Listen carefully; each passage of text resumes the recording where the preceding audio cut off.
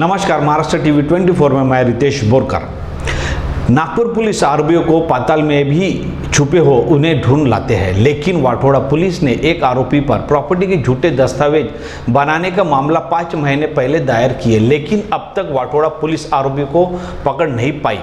एक तरफ नागपुर पुलिस भूमाफिया को सलाखों के पीछे डाल रही है, वहीं दूसरी तरफ ऐसे आरोपी जो प्रॉपर्टी के झूठे दस्तावेज बनाकर दूसरों के प्लाट अपने नामों पर करते, उन पर नागपुर पुलिस मेहरबान क्यों है?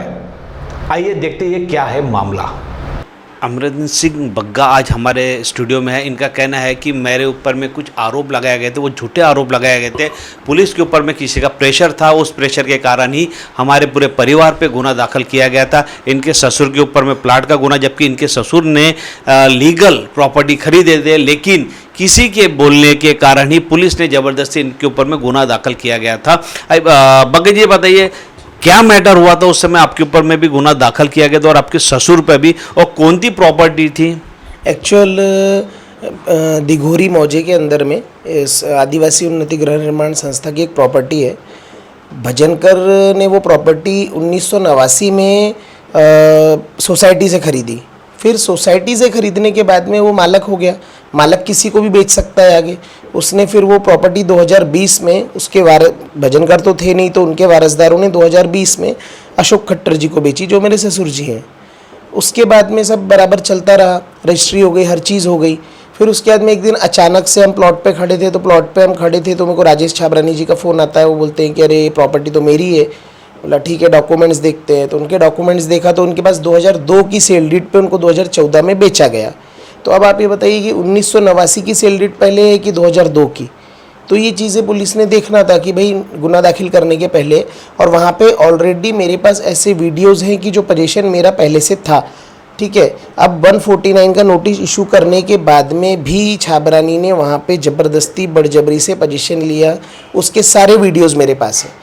149 की नोटिस दोनों को मिली होंगी कि हाँ। दोनों जनों ने वहाँ पर जाके पोजीशन लेना नहीं, हाँ। वहाँ पर कुछ पोजीशन हाँ। भी नहीं लेना वहाँ पर, क्योंकि पोजीशन लेंगे तो आप में झगड़े हो सकते। ये नोटिस देने के बाद भी आपके पास जो वीडियो, उसमें कौन लोग हैं जो वहाँ पोजीशन ले रहे हैं? वहाँ पे कुछ पुलिस कर्मचारी भी खड़े हैं, जेसीबी खड़ी है वहाँ पे मुरम का ट्रक खड़ा हुआ है।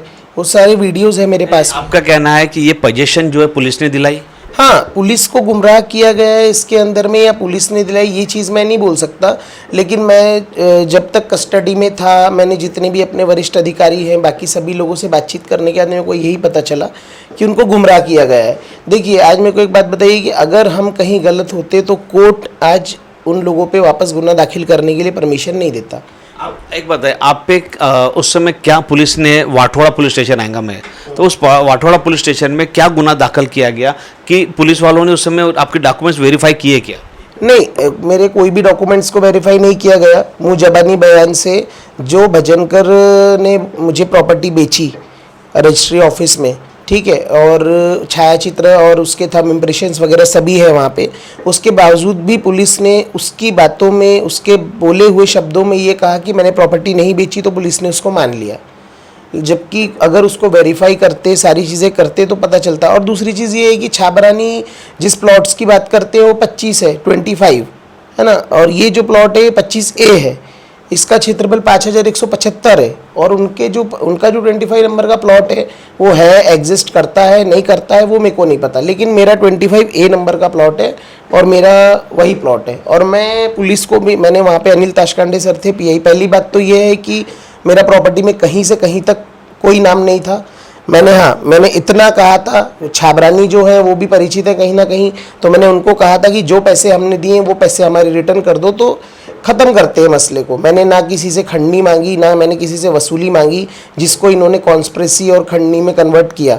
वो सिर्फ मेरी बोली हुई नॉर्मल बातें थी, और ना मैं कहीं विटनेस हूँ रजिस्ट्री में, ना रजिस्ट्री में कहीं मेरा नाम है, तो गुना तो मेरे ऊपर बनता ही नहीं। छाबरानी का बिजनेस क्या है? फल फ्रूट के विक्रेता है वो, और हम तो उनको ऐसे ही जानते हैं कि एक्चुअल मेरा रेस्टोरेंट का काम है।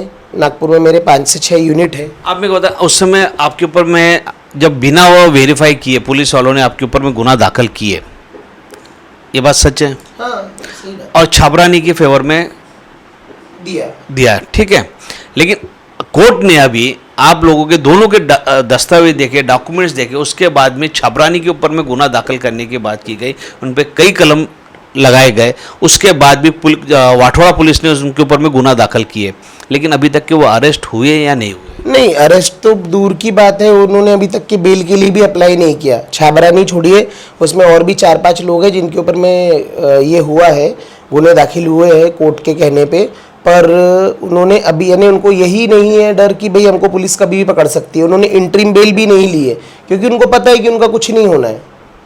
छाबरानी ने किससे प्रॉपर्टी खरीदा था? उन्होंने तो संगीता गोपाल राहटे जो राजू भद्रे की वाइफ है उनसे खरीदा था। राजू भद्रे के ऊपर में भी तो कई क्रिमिनल केसेस है। उनके ऊपर में भी कई केसेस हैं क्रिमिनल। अब मेरे को बताओ, आपके ऊपर में प्रॉपर्टी के साथ में एक एमडी का भी गुना दाखिल किया गया था, वो क्या प्रकरण था? वो प्रकरण ऐसा था कि मेरे को जगह जगह से मतलब फ्रस्ट्रेट करना, परेशान करना, रजिस्ट्री सरेंडर कर दो। जिसके यहाँ पे मैंने एमडी रखवाई थी वो भी मेरे घर में बार बार आ रहे थे कि तुम सरेंडर कर दो। मेरी सासू माँ को परेशान करना कि सरेंडर कर दो, नहीं तो तुम्हारा जवाई, तुम्हारा ससुर कभी बाहर, ये तुम्हारा पति कभी बाहर नहीं आ पाएंगे। तो वो फ्रस्ट्रेशन में मैंने एक वो गलत काम किया जो मैंने नहीं करना चाहिए था। वैसे सभी को पता है, सभी डिपार्टमेंट से लेके सारे लोगों को पता है कि ये सब चीज़ों में मैं कभी रहा नहीं, क्योंकि मैं खुद भी कोई नशे नहीं करता, तो नशा तो दूर की बात है। वो मेरी एक गलती है कि वो मैंने फ्रस्ट्रेशन में वो काम गलत किया। बग्गा जी का कि मैं छबरानी से तंग आ गया। छबरानी कई बार इनके घर में कोई लोगों को बाहर भेजता था उनके घर पे धमकाने के लिए, या सिलेंडर हो जाओ, या मेंटली डिस्टर्ब करता, जिसके कारण इनने अपने एक पहचान वाले जो छबरानी है उनके घर में एमडी रखे, और उसके ये आज बोल भी रहे कि भाई वो मेरे से गलती हुई। लेकिन मेरे को बताओ, पुलिस आज नागपुर की पुलिस जो एक हर क्रिमिनल हो या प्रॉपर्टी माफिया क्यों ना हो, उन सबको सलाखों के पीछे डाले, लेकिन ये छबरानी कैसे बच रहा है? अब सर वो कैसा है कि जब तक के पेपर वेरिफिकेशन जो कोर्ट समझता है, जो एक प्रॉपर्टी का जो सारे मतलब प्रॉपर्टी से रिलेटेड जितने भी डॉक्यूमेंट्स की जानकारी है वो हर किसी को नहीं हो पाती। तो अब जैसे हम वहाँ थाने में भी समझाने की कोशिश करते थे, मैंने भी 2-3 थानों का पीसीआर काटा, मैं हर किसी को समझाने की कोशिश करता था, पर मेरी बात किसी को समझ में ही नहीं आती थी। एक सिंगल ऐसे एक ही व्यक्ति हैं गजानन राजमाने जी, जिनको मैंने समझाया और उन्होंने मेरी बात को समझा और मेरे को बोलने का मौका भी दिया कि भाई हाँ बताओ। लेकिन बाकी सभी के मतलब सभी यही चीज़ बोलते थे कि नहीं, वो प्रॉपर्टी तुमने 5 लाख रुपए में कैसे खरीदी। उसमें सारा ब्यौरा लिखा हुआ है कि वो सौदा 2005 का है, अभी का है ही नहीं। वो 2005 में प्रॉपर्टी की जो वैल्यू थी उस हिसाब से वो पैसे दिए हुए। यानी आपकी बातें सिर्फ राज माने उस समय क्राइम के इंचार्ज थे, उनने आपकी बातें पूरी मानी और समझे भी, और उसके बाद छाबरानी को बुलाया गया वहाँ पर? हाँ, छाबरानी को भी बुलाया गया और उसको भी वार्न किया उन्होंने कि ये सब बंद कर दो का, ये सब चीज़ें ऐसा जो भी है। लेकिन कैसा है कि वो केस क्राइम के पास में नहीं था, वो ईओडब्ल्यू के पास में था, तो उसका तपास ईओडब्ल्यू कर रहा था। तो अभी क्या लग रहा है आपको, अभी भी कोई छाबरानी को इसमें पुलिस वाले मदद कर रहे हैं, जिसकी वजह से आज छाबरानी के ऊपर में कोर्ट ने इतने गुने दाखिल करने के लिए कहा, तो जिसमें कई कलम ऐसे जो नॉन बेलेबल है, उसके बाद भी जो खुलेआम घूम रहा है ना, कहीं ना कहीं जिस तरीके से उस समय राजमाने साहब समझ चुके थे कि भाई इसमें आप बग्गा के साथ और बग्गा के ससुर के साथ कहीं ना कहीं चीटिंग की है, इसलिए उनको वहाँ पर छाबरानी को बुला के उनको जो भी समझाना था उनको समझाए भी होंगे। लेकिन आज भी वो खुलेआम घूम रहे, उनके पीछे कौन और हो सकता? एक्चुअली इसमें कैसा है, सबसे पहली चीज़ तो ये है कि वो एक जो छाबरानी है वो सीनियर सिटीज़न है, उसे अबव 74-75 ईयर्स उनकी एज है। ठीक है, मैं ये मानता हूँ कि उन्होंने चीटिंग नहीं की है, लेकिन मेरे को आप एक बात बताइए कि जिन्होंने उनको, जैसे प्लॉट नंबर 25 था उनका, हमारा 25A था, तो चलो ठीक है ये बात, लेकिन उन्होंने के गुना दाखिल होने के बाद वो जो कागज़ के साथ छेड़छाड़ की, जो दुरुस्ती पत्र करके दिया सोसाइटी वालों ने उनको, पुलिस ने उनको तो अरेस्ट करना चाहिए कि भाई उन्होंने दस्तावेज, आज अगर वो 25 को 25 नहीं बनाते तो हमारे ऊपर गुना ही दाखिल नहीं होता, क्योंकि पुलिस को भी समझता था कि वो 25 और 25 दोनों अलग अलग प्लॉट है। लेकिन उन जिन्होंने पेपर्स के साथ छेड़छाड़ की, जो कम एज मतलब ठीक है जो टीनेजर्स हैं, जो लड़के हैं, उनको तो पुलिस ने कम से कम पकड़ना चाहिए। ऐसे टोटल 4 लोगों पे 5 लोगों पे गुना दाखिल हुआ है। अगर अपन सीनियर सिटीजन में छाबरानी जी को छोड़ते भी हैं तो बाकी के 4 लोग हैं, उनको तो पुलिस ने, उनको भी कोई डर नहीं है, उन्होंने भी इंटरिम अभी तक के अप्लाई नहीं किया, बेल के लिए अप्लाई नहीं किया उन्होंने। और मुझे भी नहीं लगता कि थाने में कभी आते भी होंगे या थाने में उनको बुलाया गया हो, क्योंकि मेरे ससुर जी को तो कम से कम हफ्ते में 2-3 बार थाने में बुलाया ही जाता है। यानी आप लोगों के डॉक्यूमेंट्स ओरिजिनल रहने के बाद भी आप ही लोगों को पुलिस स्टेशन बुलाया जाता, लेकिन जो लोगों ने फ्रॉड किए सोसाइटी वाले ये खुलेआम बाहर घूम रहे हैं। यानी कहीं ना कहीं इसमें पुलिस के कुछ कर्मचारी या अधिकारियों का हाथ हो सकता, तभी ये खुलेआम घूम रहे हैं। ये आम बात है कि नागपुर पुलिस से कोई भी प्रॉपर्टी का मैटर क्यों ना हो आज तक छूटा नहीं, हर आरोपी को अंदर डाले, लेकिन इस प्रकरण में छाबरानी और उन सोसाइटी वाले खुलेआम घूम रहे हैं। हाँ बिल्कुल, हम ये भी नहीं बोलते हैं, वो प्रॉपर्टी में प्रशांत सहारे भी बीच में था, प्रशांत सहारे का भी यही, वो भी फ्रॉड ही है। अभी कुछ दिन पहले और एक मामला उसके ऊपर में दाखिल हुआ था। यहाँ तक कि उस समय में ऐसा भी हुआ कि प्रशांत सहारे फ्रॉड है, सभी को पता है।